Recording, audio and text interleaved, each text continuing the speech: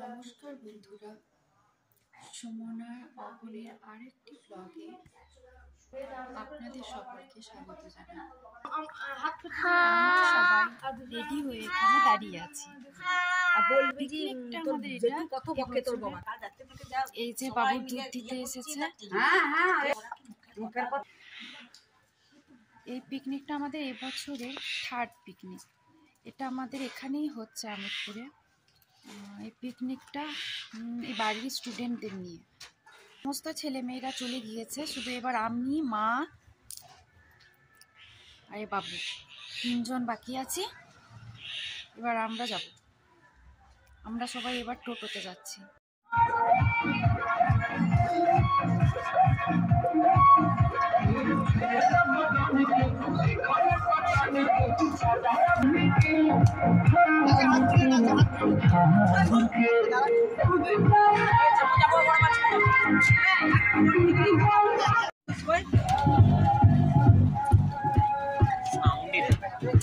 তো আমার সবই ঠিক আছে।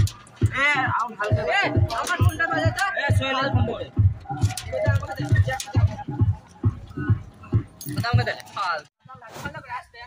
এই যে আমি ছেলেটা নিয়ে নেমে গেছি। রাস্তাটা এখানে একটু খারাপ, মাকে তো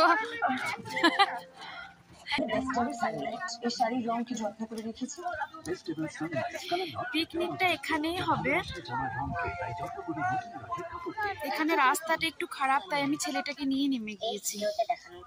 গত বছর এখানে পিকনিক করতে এসেছিলাম কয়েকটা ফ্যামিলি মিলে, দিয়ে এখানে একটু রাস্তাটা খারাপ ছিল এরকম একটু জায়গাতে। দিয়ে আমি বললাম, এই জেঠুই টোটোটা চালাচ্ছিল, দিয়ে আমি বললাম যে জেঠু দাঁড়িয়ে যান, আমার ছোট ছেলে আছে, আমি নেমে যাই।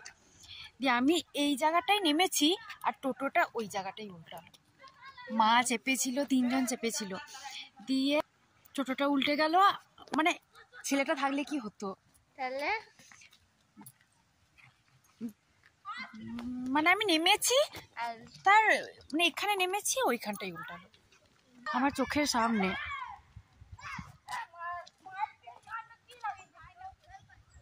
এই জেঠু টোটোটা খুব উল্টে যায়। আমরা যখন দুর্গাপুজোতে আসছিলাম, টোটোটা দেখেই বোঝা যাচ্ছে কীরকমভাবে যাচ্ছে।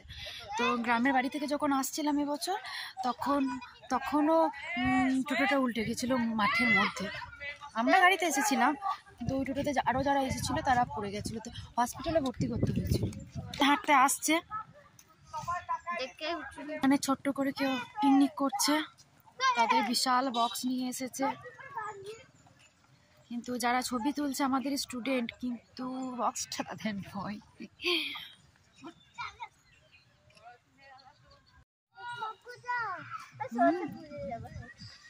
কোন দিকে যাবে? গত বছর আমরা এইখানটায় পিকনিকটা করেছিলাম, এইখানটায়, কিন্তু এবার আর একটু সরে গিয়ে করেছে।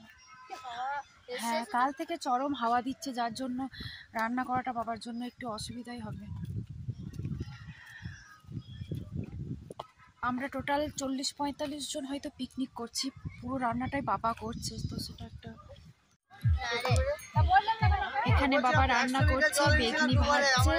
বাবু গরম তেলের কাছে যেও না। রান্না বান্না সব শেষ হচ্ছে। আমাদের ছিল 32 জন, 30 জনাই করেছিলাম ফিস্ট। মাংসগুলো গাদা নষ্ট হয়ে গেছে।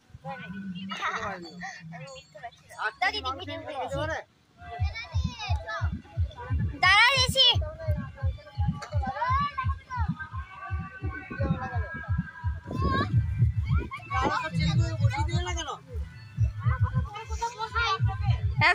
ভিডিও চলছে, দিদি বন্ধ করে দেবো।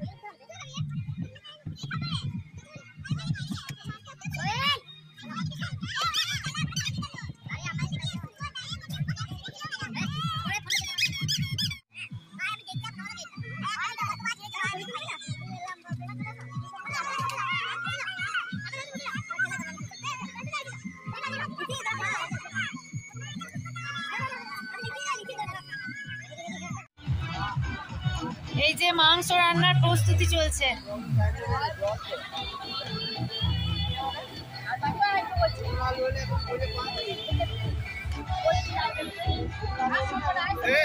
পেঁয়াজ কাটলাম,